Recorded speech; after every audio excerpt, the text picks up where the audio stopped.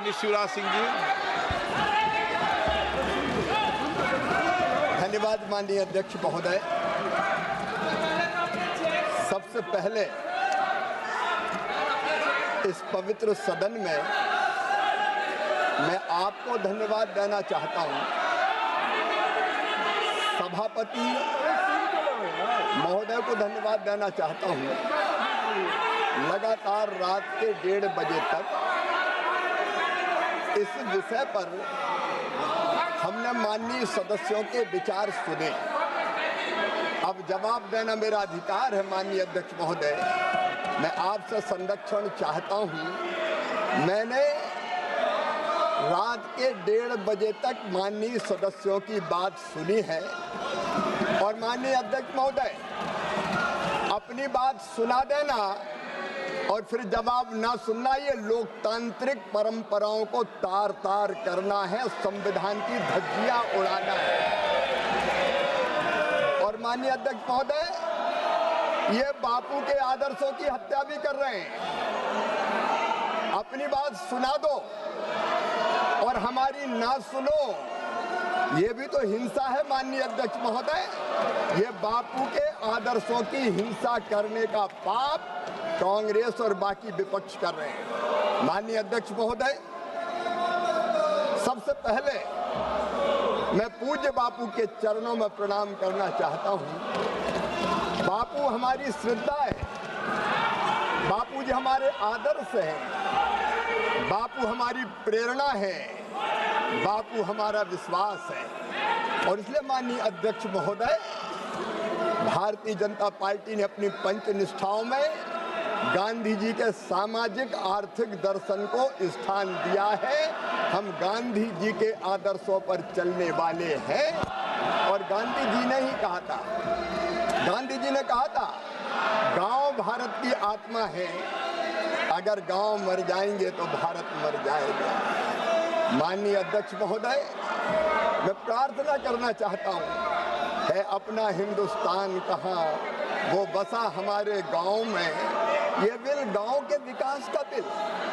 माननीय सदस्यों ने, प्रतिपक्षी मित्रों ने कई तरह के आरोप लगाए। एक बात ये कही कि हम भेदभाव करते हैं। माननीय अध्यक्ष महोदय, सारा देश हमारे लिए एक है। चेन्नई हो या गुवाहाटी, अपना देश अपनी माटी। अलग भाषा अलग वेश, फिर भी अपना एक देश। मैं इनको बताना चाहता हूं, अटल जी ने क्या कहा था। माननीय अध्यक्ष महोदय, हम देश के किसी भी राज्य के साथ भेदभाव नहीं करते।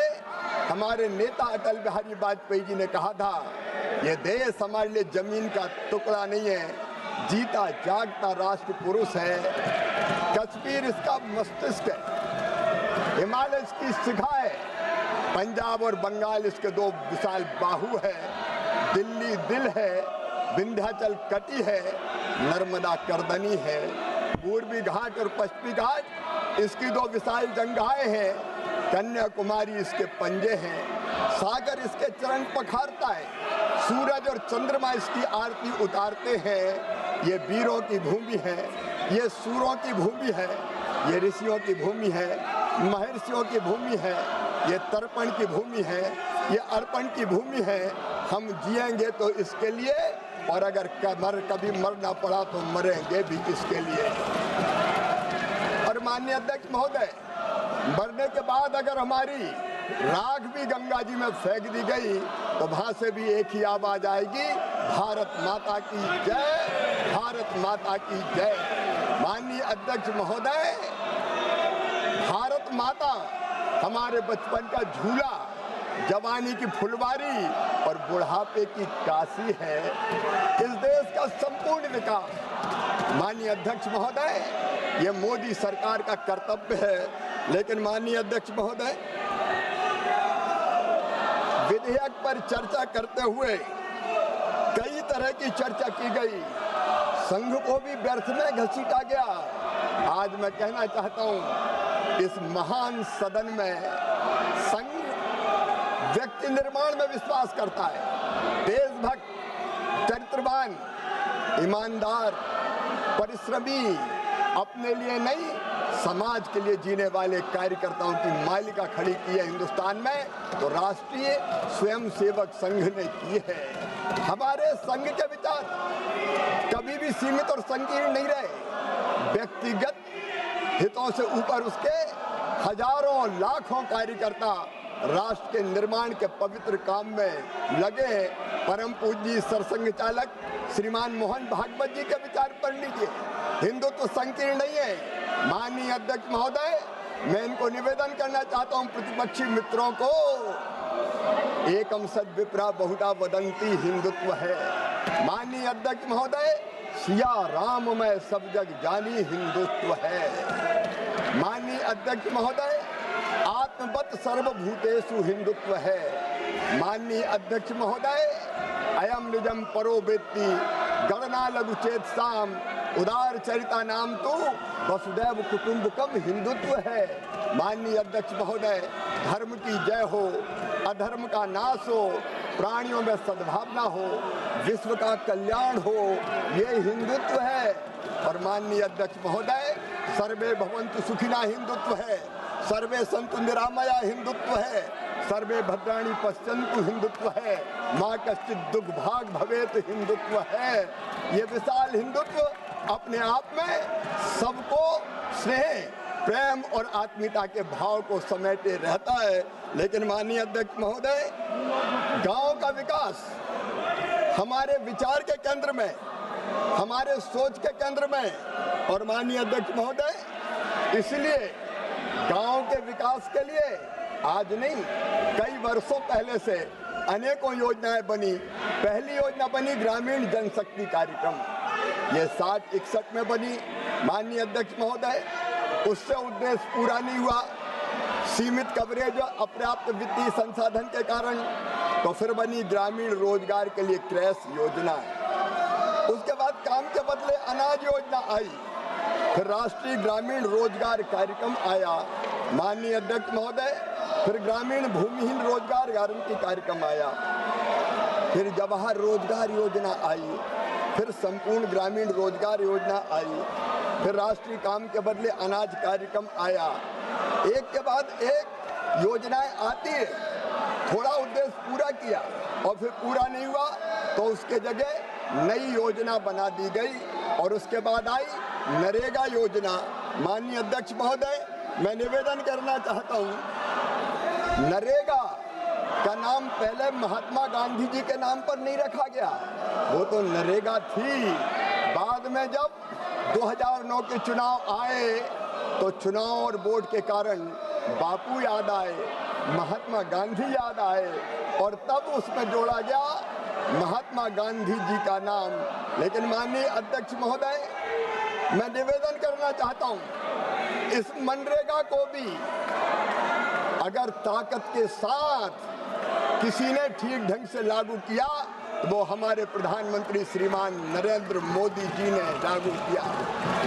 माननीय अध्यक्ष महोदय, आपके माध्यम से मैं देश को बताना चाहता हूं, 2006 से लेके ये ढोंग करते हैं, ये कांग्रेस के लोग ढोंग करते हैं। जब यूपीए की सरकार थी, माननीय अध्यक्ष महोदय, 6-7 से 13-14 तक केवल 1660 करोड़ मानव दिवस, श्रम दिवस सृजित हुए।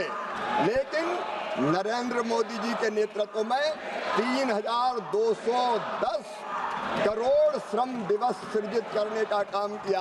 अरे तुमने मनरेगा लागू की, तुम ढोंग करते हो, ढोंग। नरेंद्र मोदी जी की सरकार काम करती है। रिलीज की गई केंद्रीय निधि, माननीय अध्यक्ष महोदय, सारा देश जान ले, ये यूपीए वाले कहते हैं मनरेगा, इन्हें खर्च किया 2,13,220 करोड़ 39 लाख रुपए।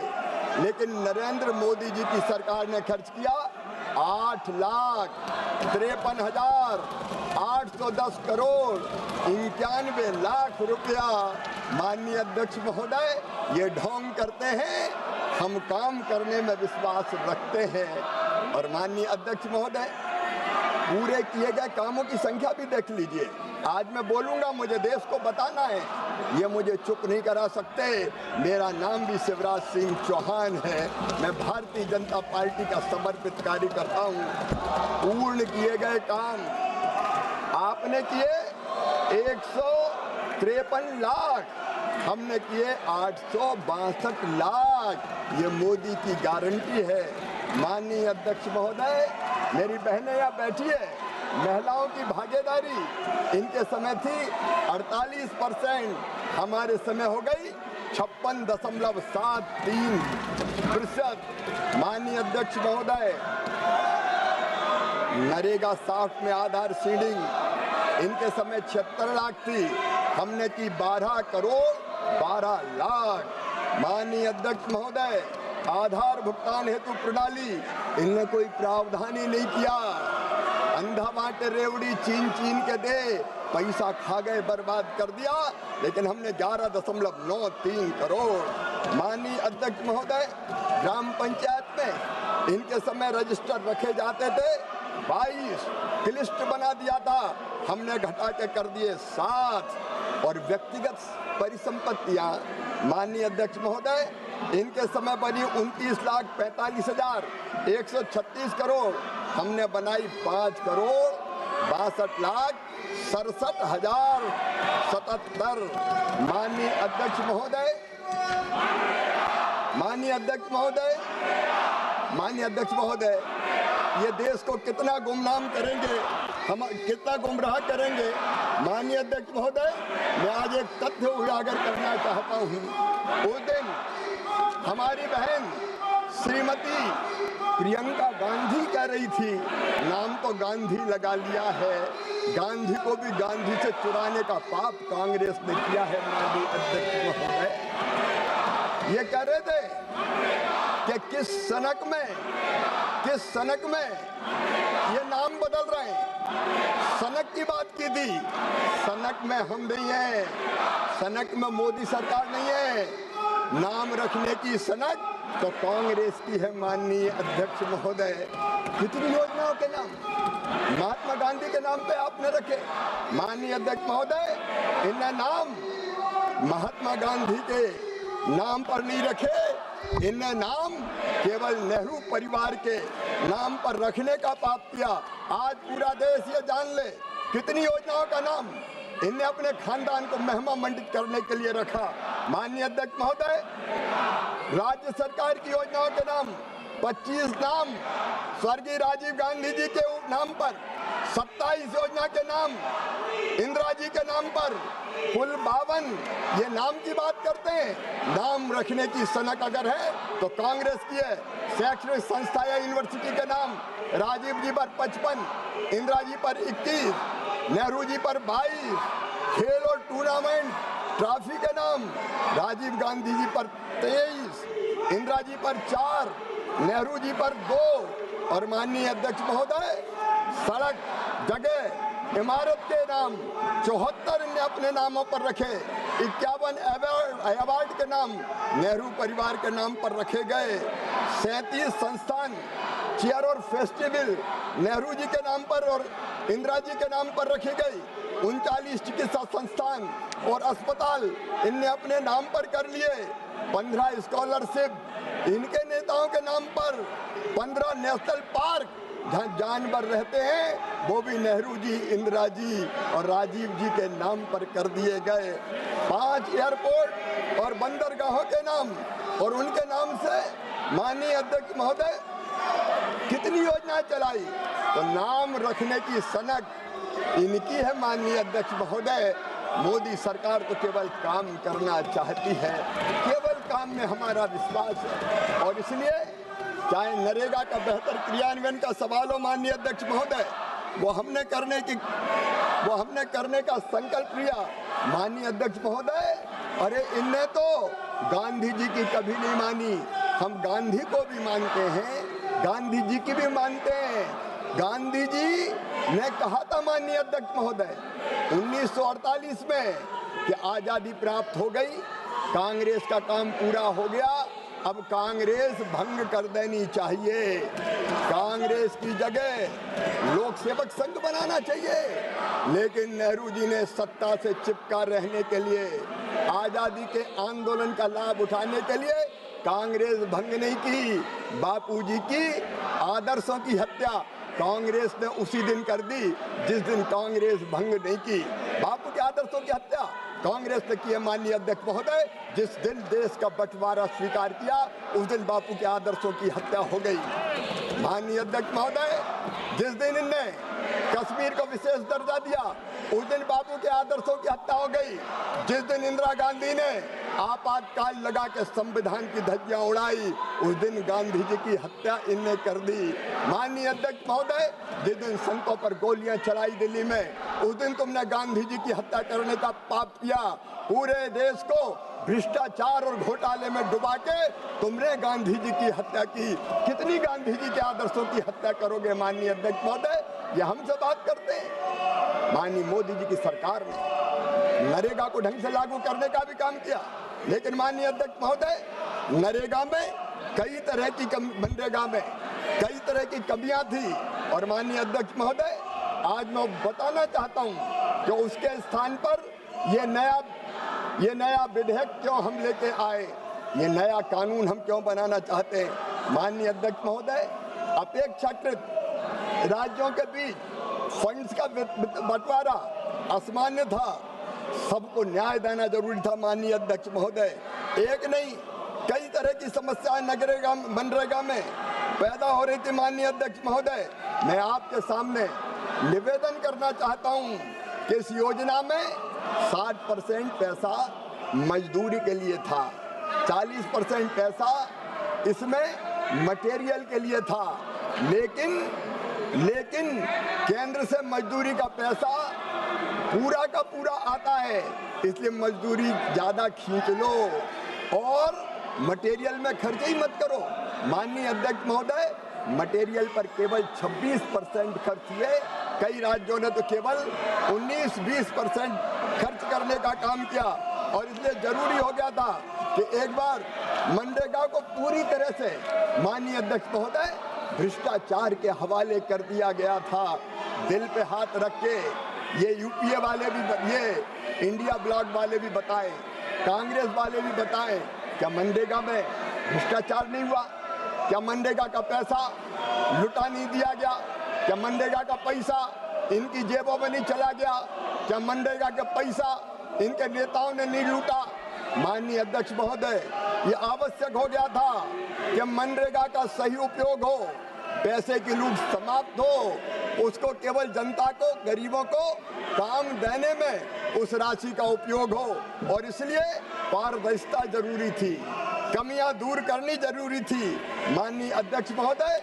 और इसलिए मोदी सरकार ने, और ये अचानक नहीं किया, स्टेक होल्डर से हमने चर्चा की, कई राज्यों ने से हमने चर्चा की, व्यापक विचार विमर्श के बाद ये विचार बना कि इतनी विशाल धनराशि माननीय अध्यक्ष महोदय, इतनी विशाल धनराशि 8-10 लाख करोड़ रुपया से ज्यादा क्या केवल मजदूरी देने के काम में नहीं, ये स्थायी परिसंपत्तियों के निर्माण में भी लगना चाहिए।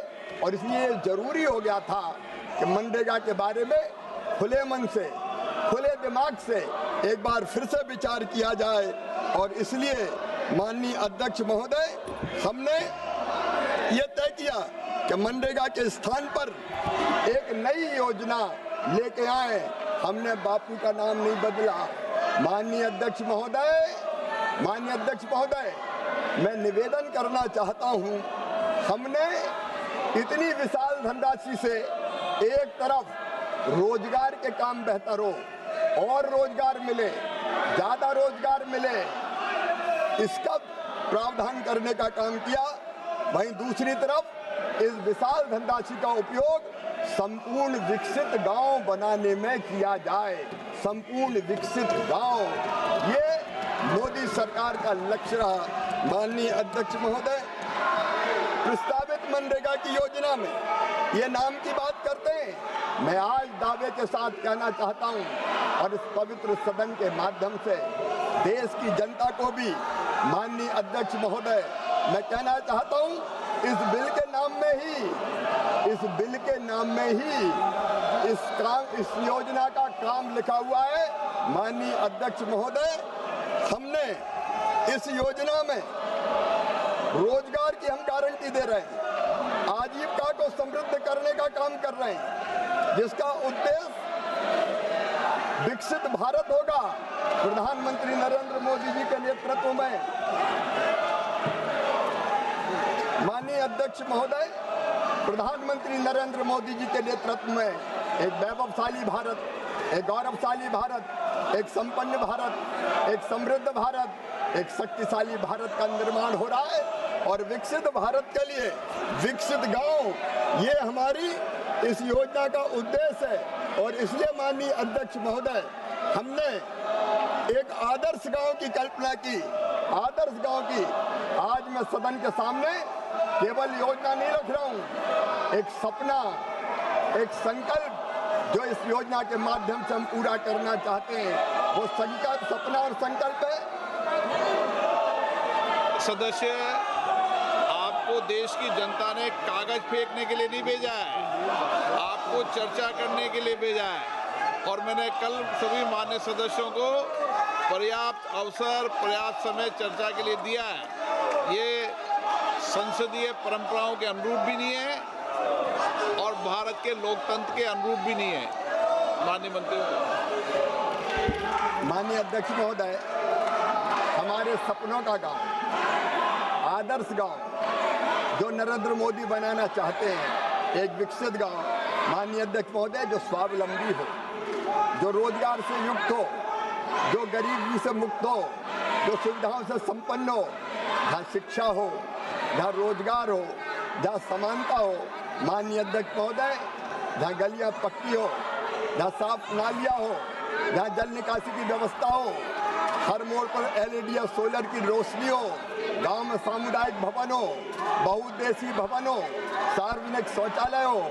माननीय अध्यक्ष महोदय, आदर्श गांव ऐसा जहां पीने का पर्याप्त पानी हो, हर घर नल से जल पहुंचे, हर शुद्धिकरण की जल की इकाई हो, सबके पास रहने का घर हो, चूल्हे के धुएं से मुक्ति हो, हर घर शौचालय हो, ठोस अपशिष्ट प्रबंधन सेट हो, कचरा संग्रहण वाहन हो, डस्टबिन हो, सोखता गड्ढे हो, ग्रे वाटर प्रबंधन हो, कंपोस्ट, वर्मी कंपोस्ट हो, स्वच्छता हो, सुशासन हो। माननीय अध्यक्ष महोदय, आदर्श गांव ऐसा चाहिए जहां बीमार होने पर शहर न भागना पड़े, आंगनबाड़ी का भवन हो, पोषण वाटिका हो, बच्चों का पोषण सुरक्षित हो। माननीय अध्यक्ष महोदय, जहाँ हर बच्चे को पढ़ने शहर न भागना पड़े, जहाँ डिजिटल क्लासरूम हो, जहाँ पुस्तकालय की व्यवस्था हो, जहाँ कौशल विकास केंद्र हो, जहाँ प्रशिक्षण केंद्र हो, जहाँ कंप्यूटर हो, जहाँ लैब हो, आधुनिक पढ़ाई हो, ताकि कोई गांव का बच्चा प्रतियोगिता में पीछे ना छूटे। माननीय अध्यक्ष महोदय, जहाँ काम मिले हाथों को, जहाँ मेहनत की कीमत मिले, स्वयं सहायता समूह के लिए शेड हो, ग्रामीण हाट हो, बाजार शेड हो, ताकि किसान अपनी उपज बेच सके, गोदाम हो, भंडारण शेड हो, फसलें सुरक्षित रहे, डेयरी और दुग्ध संग्रह केंद्र हो, कस्टम हायरिंग सेंटर हो, मत्स्य पोल्ट्री शेड हो, कुटीर उद्योग हो। आदर्श गांव ऐसा जहाँ खेती सुरक्षित, पानी संरक्षित, तालाब भरे हो, वाटर शेड विकास के कार्य हो, चेक डैम हो, हर बूंद का सही उपयोग हो। एक ऐसा गांव जहाँ पेड़ हो, हरियाली हो और आने वाली पीढ़ी का भविष्य, माननीय अध्यक्ष महोदय, सुरक्षित रहे। हम ऐसा गांव बनाना चाहते हैं जहाँ ऊर्जा स्वच्छ हो, तकनीकी सबके काम आए, सोलर लाइट हो, सरकारी भवनों पर रूफटॉप हो, पंचायत भवन में इंटरनेट हो, ब्रॉडबैंड हो, सार्वजनिक वाईफाई पॉइंट हो, CSC भवन का उन्नयन हो, महिलाएं सशक्त और आत्मनिर्भर हो। और माननीय अध्यक्ष महोदय, यही आदर्श गांव विकसित भारत की नींव होगा, विकसित भारत की नींव, जहाँ सुशासन हो, जहाँ सबका विकास हो, जहाँ संपन्नता हो, जहाँ अंत्योदय का प्रकाश हो, जहाँ हर हाथ को काम मिले, जहाँ मेहनत का मान सुनिश्चित हो, जहाँ हर खेत हरा भरा हो, जहाँ ग्राम स्वराज का मंत्र हो। माननीय अध्यक्ष महोदय, ऐसे आदर्श गांव का सपना नरेंद्र मोदी जी का है और इस विधेयक में हम उसी सपने को पूरा करने का काम करना चाहते हैं। और इसलिए माननीय अध्यक्ष महोदय, मैं देश को आपके माध्यम से बताना चाहता हूँ, अब इस योजना में हमने जो प्रावधान किया है, कांग्रेस ने तो इस योजना में जो धन की राशि थी वो भी घटाने का पाप किया। ये माननीय अध्यक्ष महोदय कहते रहे मनरेगा, लेकिन 40,000 करोड़ से घटा के इन्हें बजट का आवंटन कर दिया 33,000 करोड़। ये हाथी के दांत खाने के और दुखाने के और, मुंह में राम बगल में छुरी लेके घूमते हैं। इन्हें मजदूरों को पर्याप्त रोजगार नहीं दिया, लेकिन माननीय अध्यक्ष महोदय, ये नरेंद्र मोदी जी की सरकार थी, 1,11,000 करोड़ रुपया तक हमने मनरेगा पर खत्म खर्च किए हैं। 86,000 करोड़ से ज्यादा का प्रावधान इस साल है। और माननीय अध्यक्ष महोदय, अब हम जो प्रावधान कर रहे हैं उस प्रावधान को भी जान लीजिए। लेकर हम पैसा बचाना चाहते हैं, हम पैसा बचाना नहीं चाहते, हम रोजगार देना चाहते हैं, गांव को विकसित बनाना चाहते हैं। इसलिए इसी साल बजट में प्रस्तावित है 1,51,282 करोड़ रुपया। और ये रुपया कहाँ जाएगा?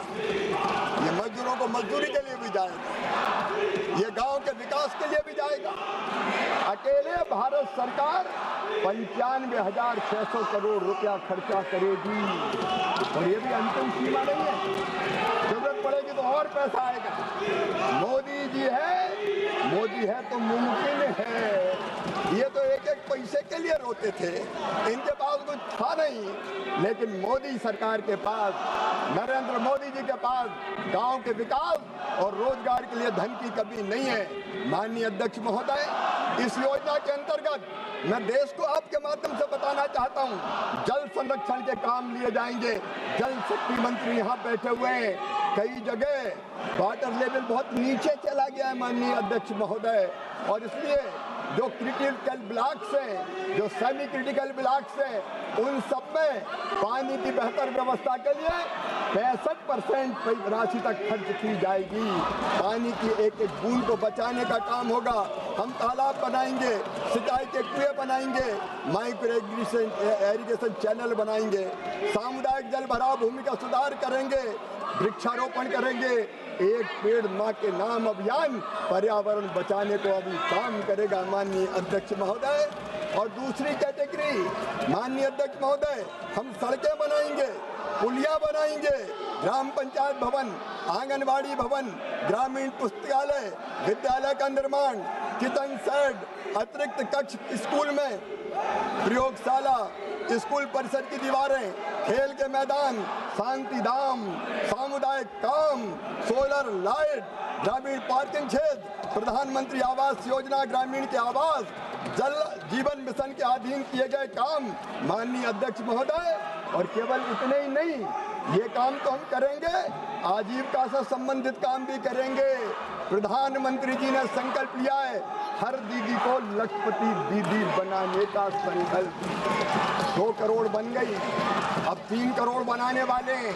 और बढ़ाते हुए एक दिन वो आएगा जब देश की किसी बहन की आंखों में आंसू नहीं होंगे, हर चेहरे पर मुस्कुराहट होगी माननीय अध्यक्ष महोदय। और इसलिए आजीविका मूलक काम, ग्रामीण हाट, प्रशिक्षण से कौशल विकास केंद्र, खाद्यान्न के लिए ग्रेन स्टोरेज बिल्डिंग, कृषि उत्पाद भंडार, एग्रीकल्चर प्रोड्यूस के लिए स्ट्रक्चर, शीत भंडारण यूनिट, स्वयं सहायता समूह तथा हमारे एफपीओ के लिए भवन, कंपोस्ट खाद, चारागाह, घास के मैदान, डेयरी अवसंरचना, मवेशियों, बकरियों और मुर्गी पालन अन्न पशुधन के लिए आश्रयों का विकास, मत्स्य पालन संबंधी अवसंरचना। और माननीय अध्यक्ष महोदय, नर्सरी को बढ़ाने का काम भी किया जाएगा ताकि लोगों को रोजगार मिले। ये तो केवल गरीब रखना चाहते थे, इनको तो 1971 में इंदिरा जी को याद आई, गरीबी हटाओ, गरीबी हटाओ, नारा दे दिया गरीबी हटाओ, लेकिन गरीबी नहीं हटाई। गरीब गरीब को इनने हटाने का पाप किया और उसके बाद 25 साल बाद फिर इनको मनरेगा याद आई। हम आजीविका मूलक काम करके गरीबी हटाने का काम करेंगे। चक्रवात और बाढ़ की स्थिति में नहर तटबंध आपदा निवारण कार्यों का निर्माण, बाढ़ प्रबंधन के लिए तालाब, जल संरचनाओं को मजबूत करेंगे। आपदा के बाद ग्रामीण सड़कें, सामुदायिक संपत्तियों का पुनर्वास करेंगे। माननीय अध्यक्ष महोदय, आपदा से निपटने के सारे प्रबंध भी इसके अंतर्गत करने का काम मोदी जी की सरकार करेगी।